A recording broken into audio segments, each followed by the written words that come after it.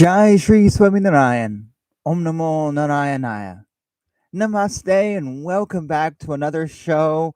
This is the second episode after my long absence due to computer problems.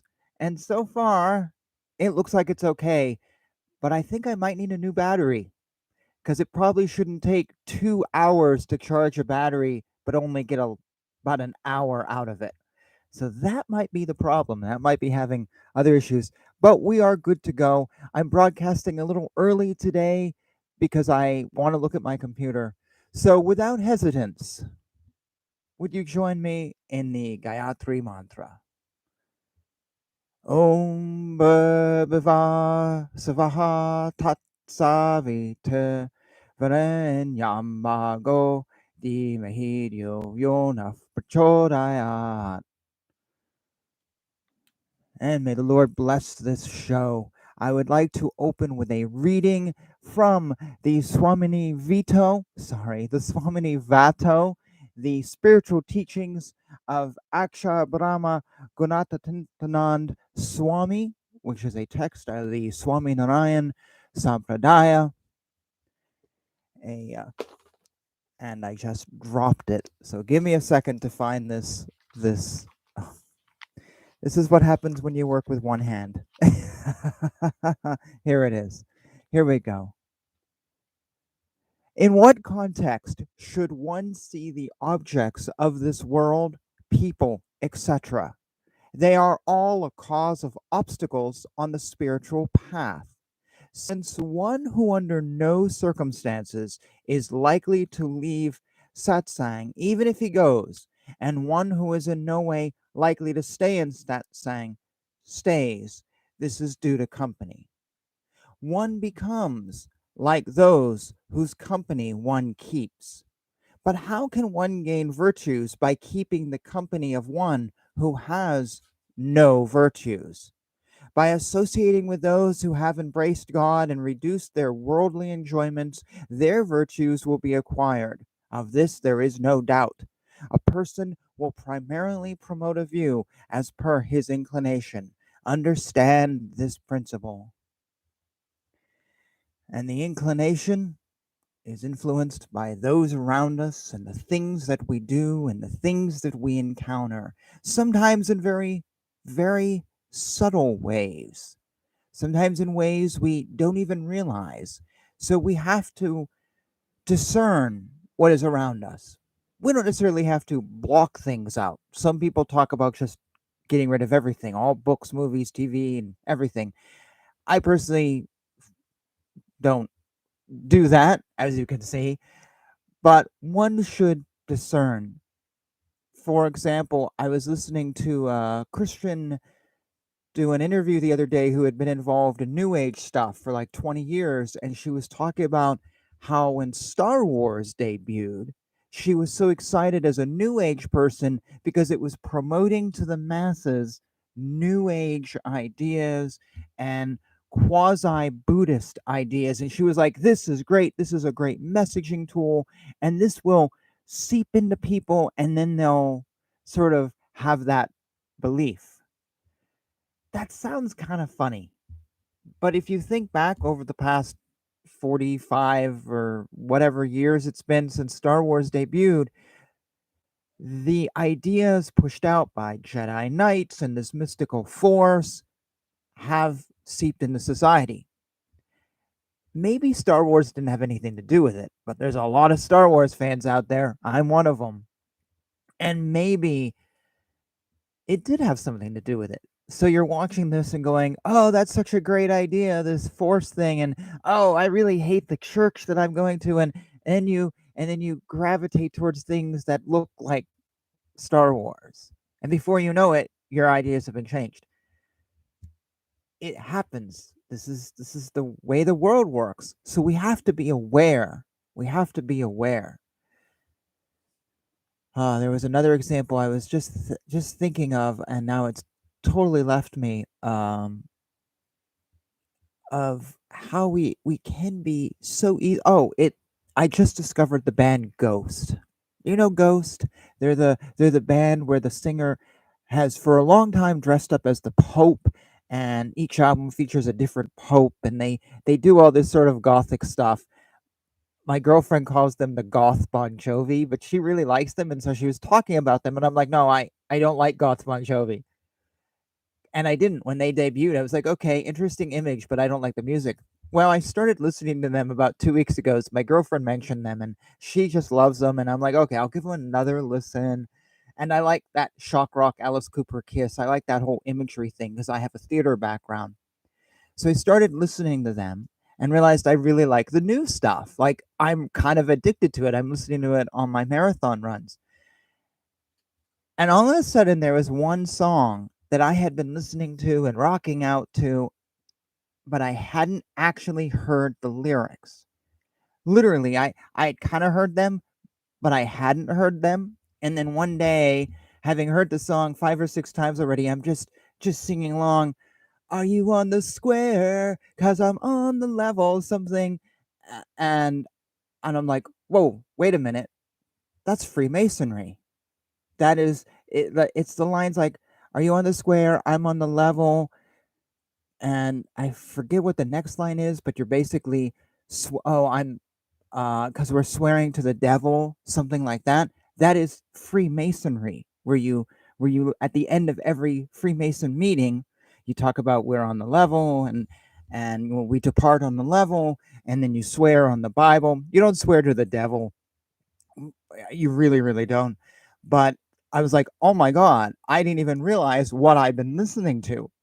And here's the irony of this: I'm an ex Freemason.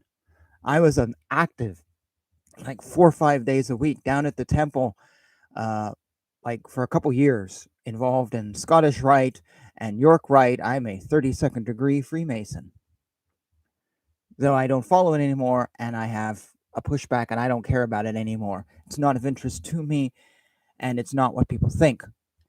But I didn't even realize that here I was singing something of my own history. And someday I'll do a talk on Freemasonry on this video. But that's how things seep in. They seep in, and suddenly you're like, whoa, what is this? What is this? So you have to be aware. And this leads us to today's talk. So I am picking up the spiritual class for I guess we could say the spiritual class for spiritual seekers that we started a few weeks ago before my computer crashed. A series of readings from the Vachanamrut. And we started one reading, but we didn't finish. So I now wanted to turn to the rest of this reading. So I don't know if I mentioned this in the last video, but there's numerous versions of the Vachanamrut out there that you can find, because there's different denominations now of the Swaminarayan Sampradaya. There's folks who have wanted to get a better translation into English from Gujarati. I have three versions. One is a private one a friend did, and then I have one from BAPS, BAPS, which is one of the biggest, if not the biggest, branch of the Swaminarayan sect.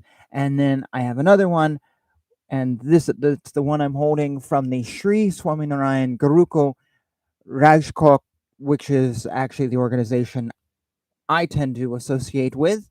And so I'm reading, and I read almost always on this show first from this version because it's the one closest to home. But you may have another version. That's okay.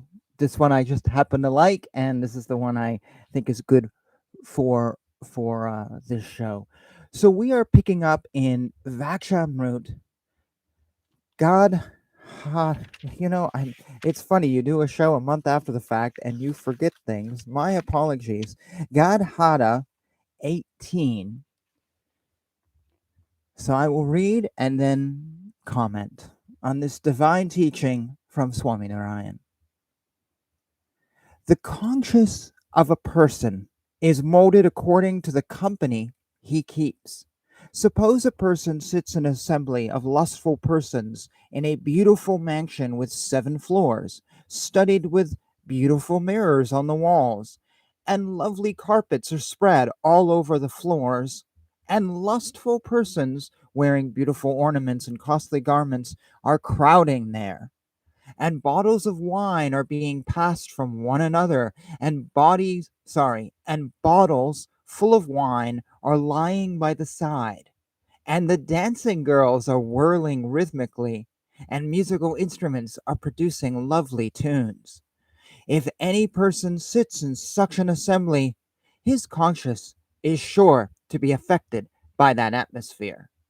On the other hand, if the person sits in an assembly of great saints, assembled in a straw cottage of thatched grass on a ragged quilt, where discourses on moral integrity, knowledge, non attachment, and devotion are conducted along with discussions about God, his conscience turns towards God. If one ponders over the effects of good company as well as bad company, he will be able to decide the proper course of behavior. But a blockhead will not understand anything. If a person behaves like a senseless animal, he will not understand this thing. But if he is a little discriminate and devotes himself to God even a little, he immediately understands all these subtle things. Hence, the saints and the recluse devotees and the householders should never move in bad company. So this is very much true for those of us with addictive personalities, where we don't just want to read one book or listen to one song. We want to hear more and more and more. We want to watch all the movies or whatever. I will be very honest right now. When I was in my mid to late 20s, I moved to Japan for 3 years. This was right after college. And on the way over, I stopped in Thailand, because I was told in Bangkok you can get much, much cheaper clothing than you can in Japan. And it's true, you can get cheaper everything. I still have a vest that I had handmade. I just chose the material, and a day later, I had a nice vest. I still have it all these years later. $14, which was actually the cost of the hotel. But Bangkok was a rough place.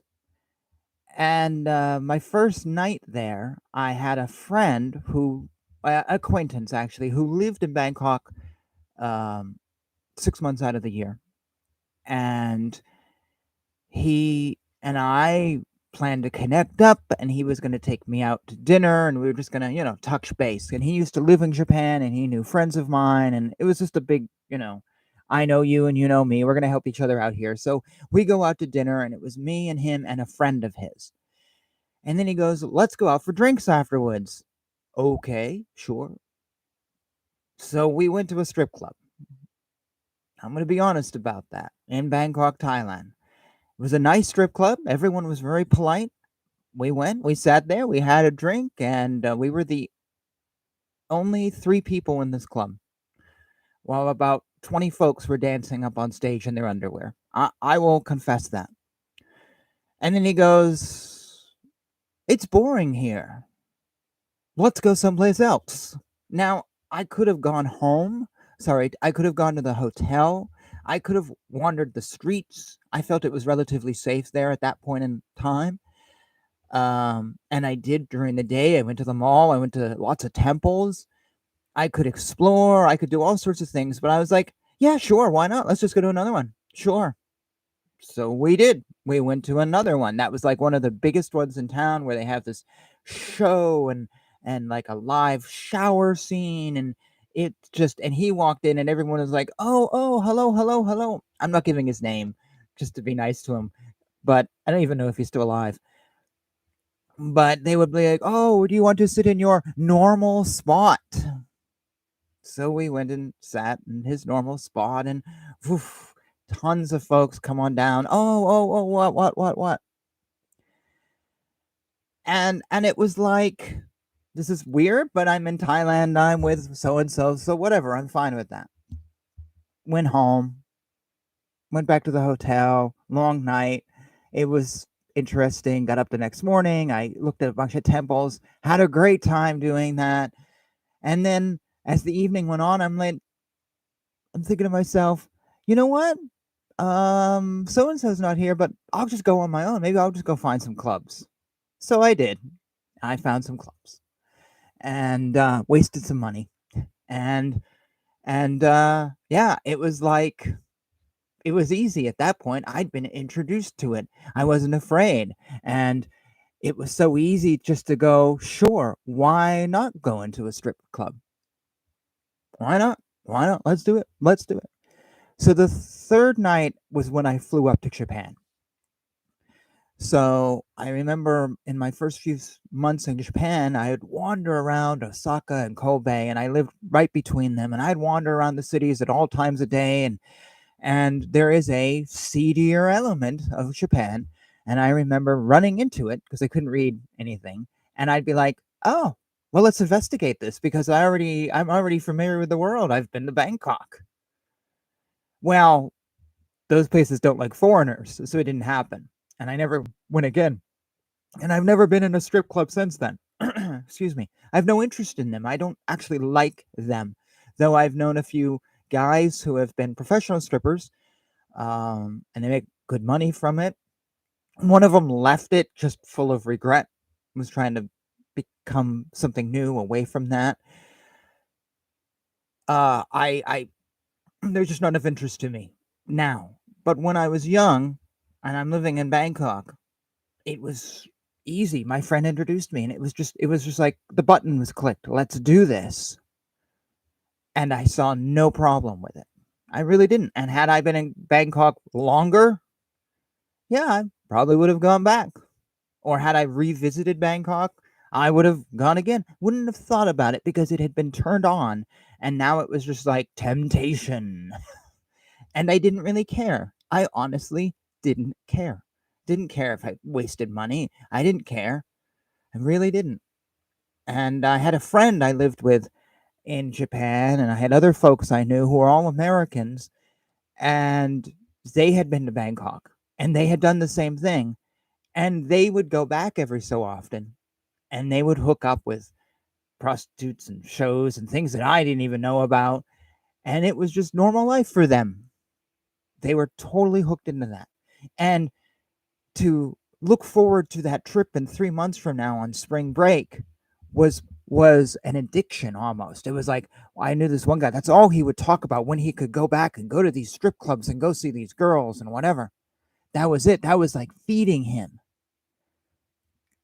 Eventually, he got in trouble with the law and was kicked out of Japan, and I don't know if he's in Bangkok, but all that probably came to a sudden stop. It was just cut off. I don't know where he is today, but last I heard from him, he was going through a mass depression because he'd been so wrapped up in these bad associations and these bad people and the things they were doing, and he was drinking and spending money, and suddenly it was over, and he didn't know what to, he lost everything. He lost his job, his home, and suddenly life was very, very empty.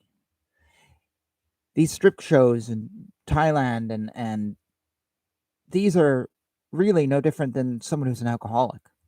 You drink your life away and then you go to AA and suddenly you're like, shit, what have I done with all this time? Or I've been drunk every night. It's the same thing. It's an addiction and it messes you up. This is negative associations. And I'm being honest here because I think it's the best approach. Because if you're struggling with addictions and you're struggling with bad people and you're struggling with bad experiences, I'm not preaching to you from up here on some holy place. I am just like you and I understand and people understand and you're not alone if these are struggles.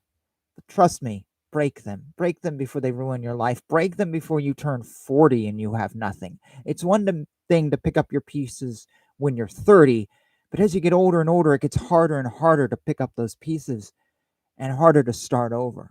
Trust me on that. I want the best for you. God wants the best for you. Let us now keep reading from the Vachanamrut. But if a person is immoral before he join the holy fellowship, he should be made to take the sacred vows and then taken over into the fellowship, however immoral he might have been. But if after entering the fold of the holy fellowship, any man or woman who does not give up immoral conduct should be driven out of the fellowship, And if such an action is not taken, the evil will be multiplied. Let me just pause here.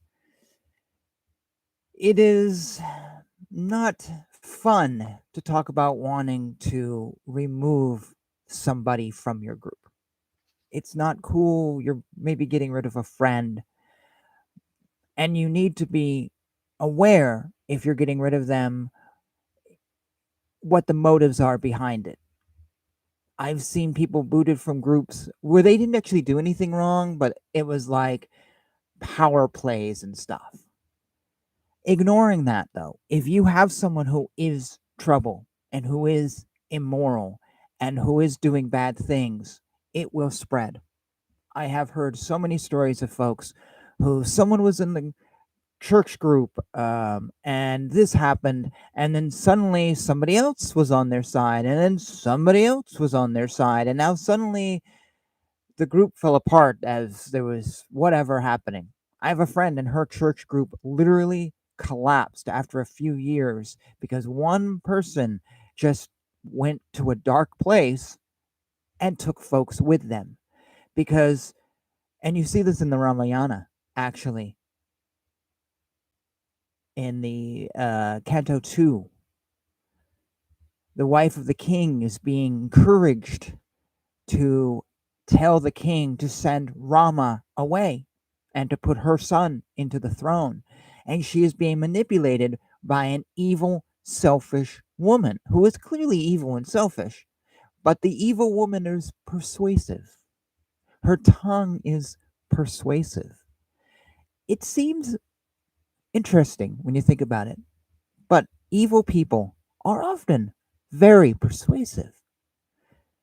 They're very slick tongued. It kind of comes with the territory. You think of politicians, how many of them maybe you've heard and like, oh, this person was wonderful. And then later you went, wow, no, I was totally fooled by that person. I don't want to name names or whatever because politicians in America or India or wherever, I think you know. It's really interesting how these dark people who want to pull you in and make you like them, they're slippery. We must discern. We must be aware. Let me keep reading.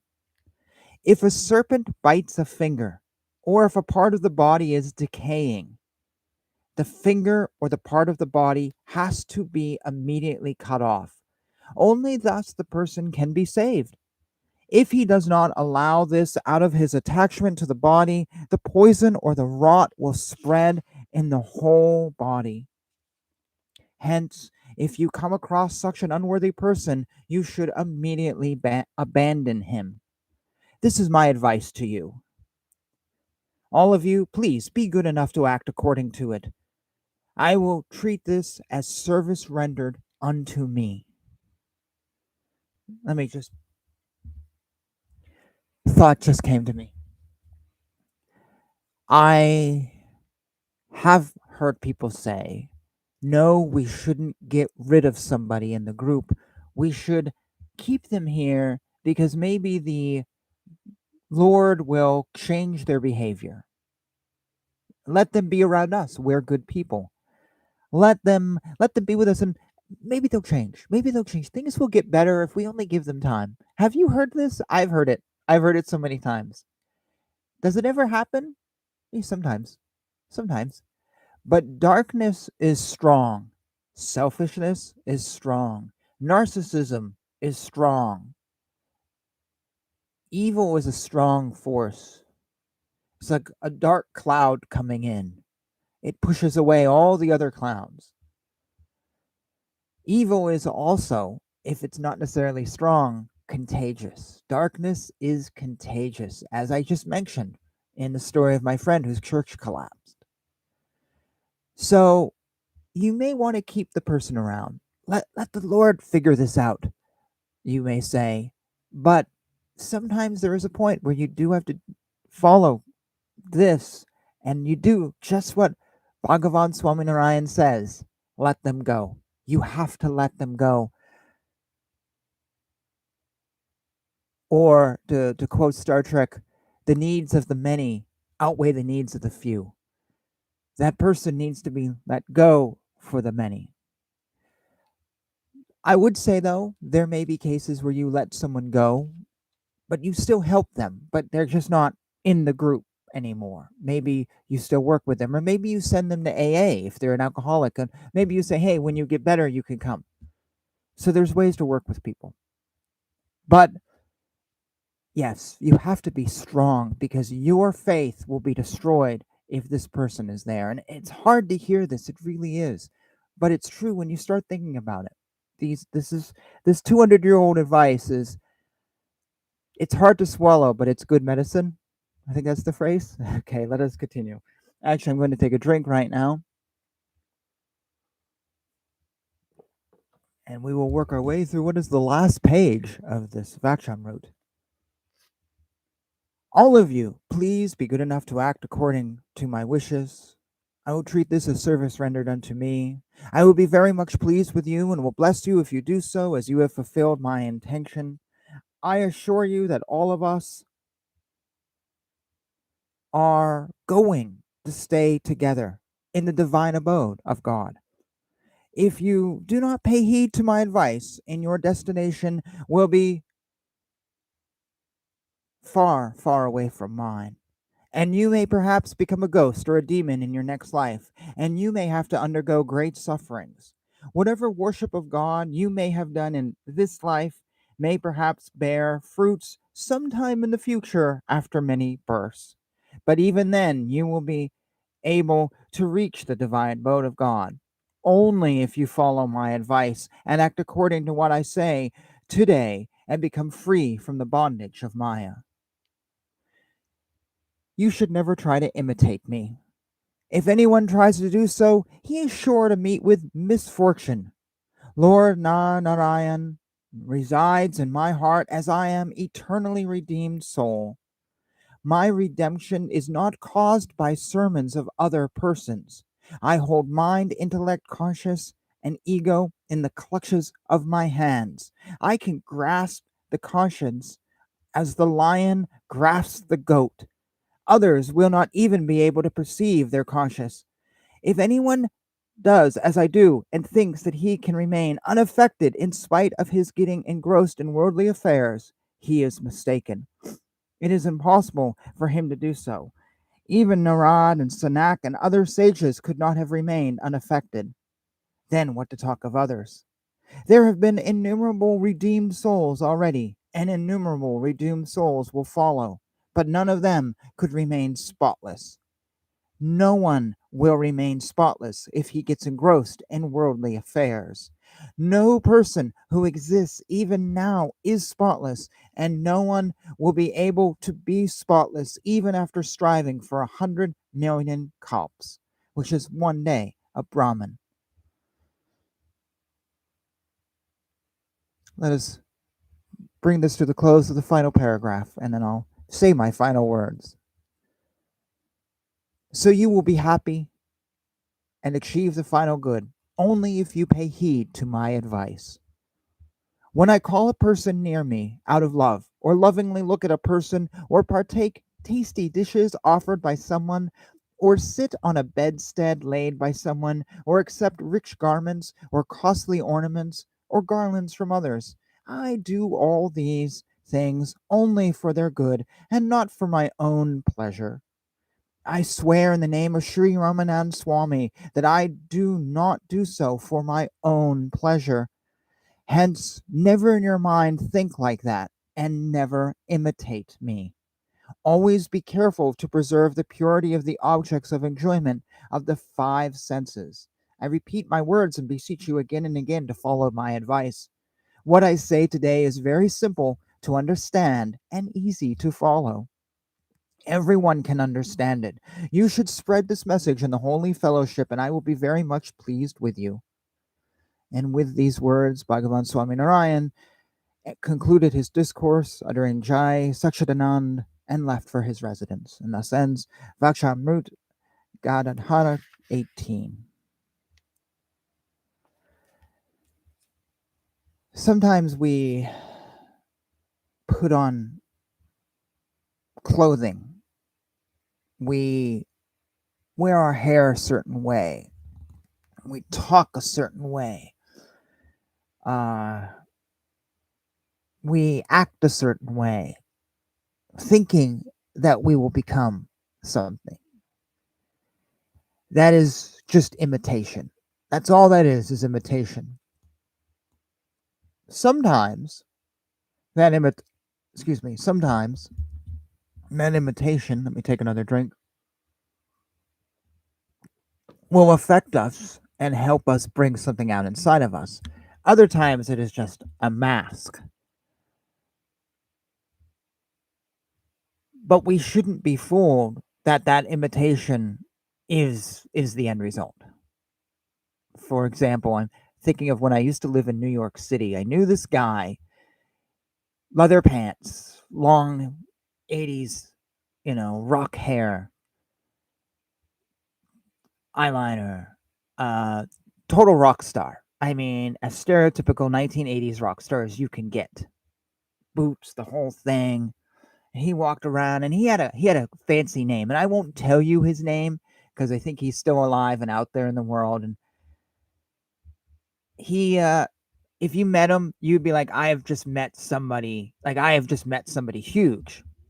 Thing is, if you went back and you like Googled who is this guy, well, he never made an album. He never sang in a band that I know of. He never was in a band in any way, shape, or form. I think he either still lived at home in his 40s and 50s, or he lived with friends, or he bounced from couch to couch, was a druggie. He was doing nothing with his life. But he wanted to be a rock star. Absolutely. He thought of himself as a rock star. That was what he was going to be, like his hero, Mick Jagger. So he looked the part. He acted the part. He sounded the part. I mean, he was impressive, and I have actually known legitimate rock stars. Like I've known and met the guitar player of Megadeth, a member of REM, amongst others. And it's like, they're huge. This guy looked huger. But he didn't play guitar. He didn't write songs. He didn't make albums. He didn't tour. He didn't actually do anything that would make him a rock star. He just looked the part. And it was cool until you realized he was just a fraud and a very sad man trying to be 18 forever. And you realize that it was just a cloak. It was nothing.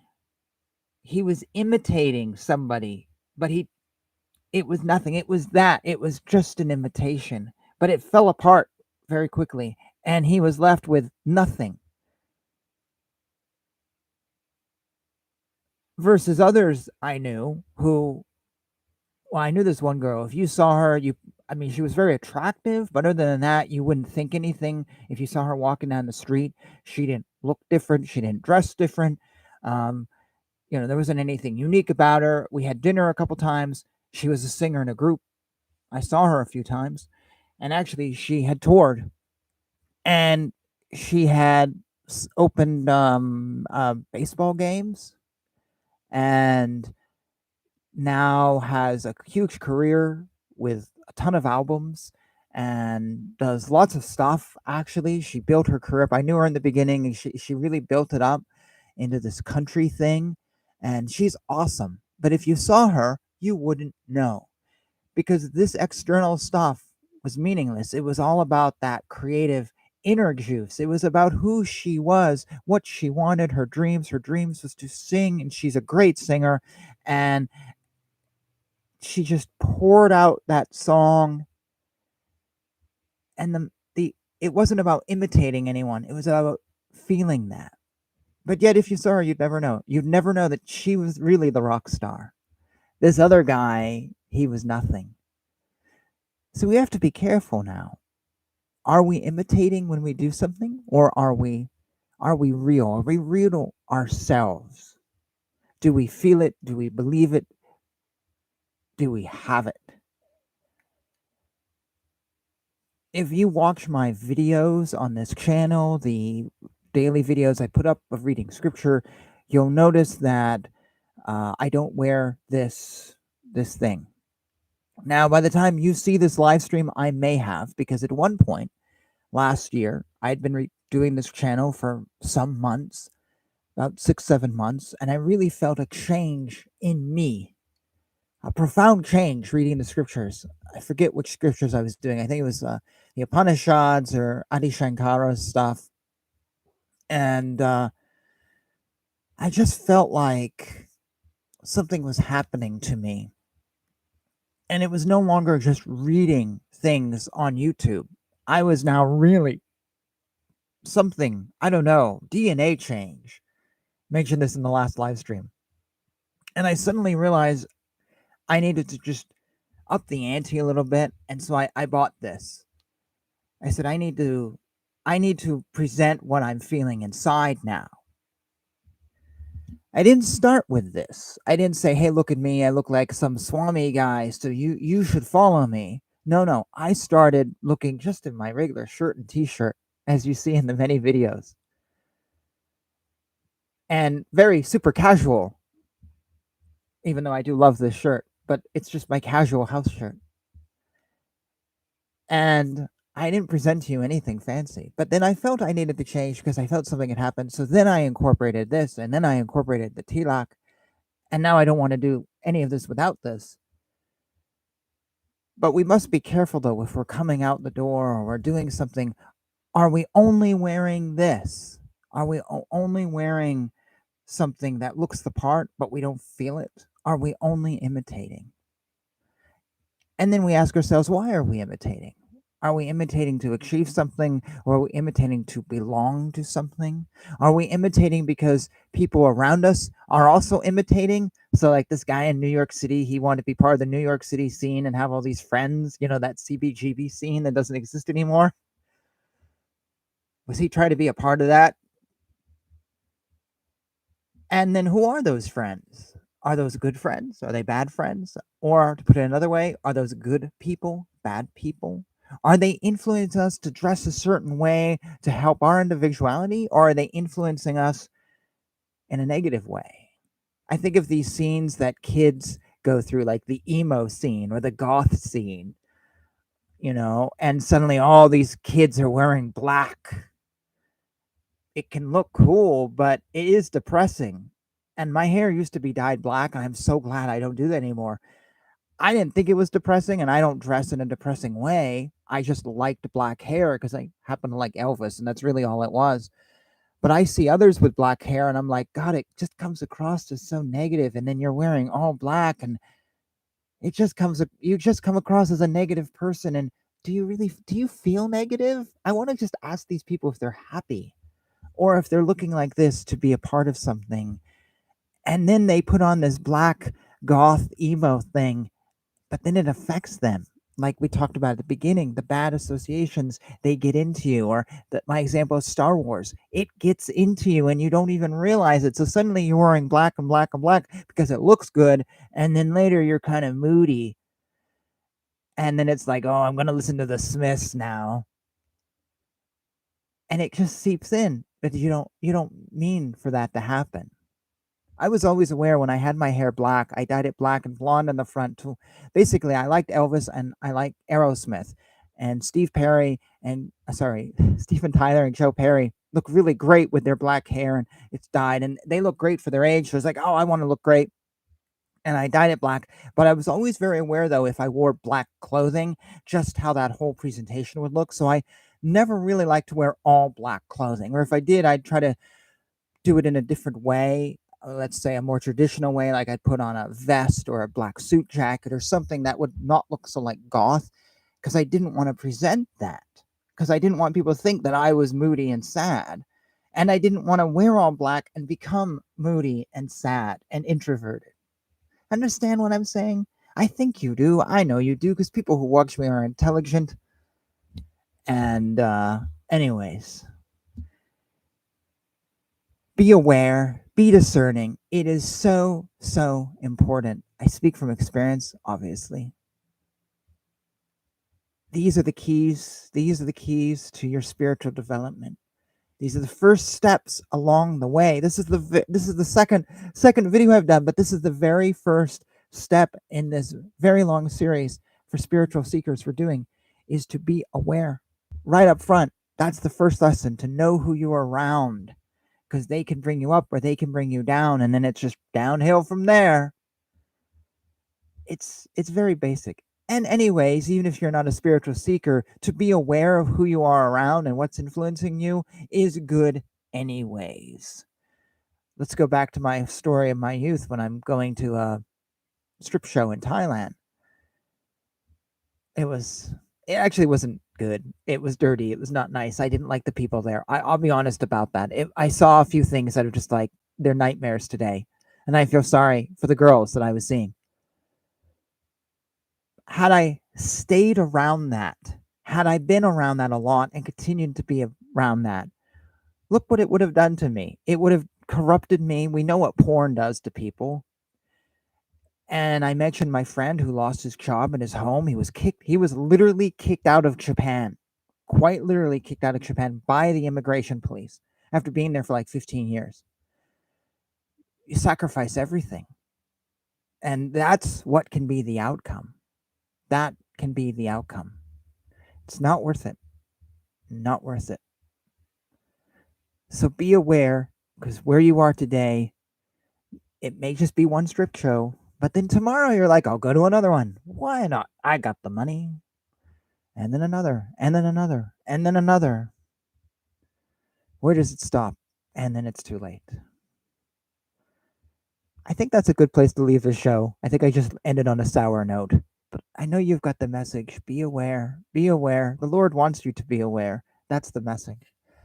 And we will pick up the spiritual seekers class in a few more shows from now. The way I have this scheduled out is I'll do a show or two like this, and then we'll do some other stuff and then come back to it. Hope you find value here. Please let me know down below. As I said in the first course a few weeks ago, I'm just getting started here, so I'm sort of troubleshooting a little bit and figuring out how to do it good and dropping books, such as the live production.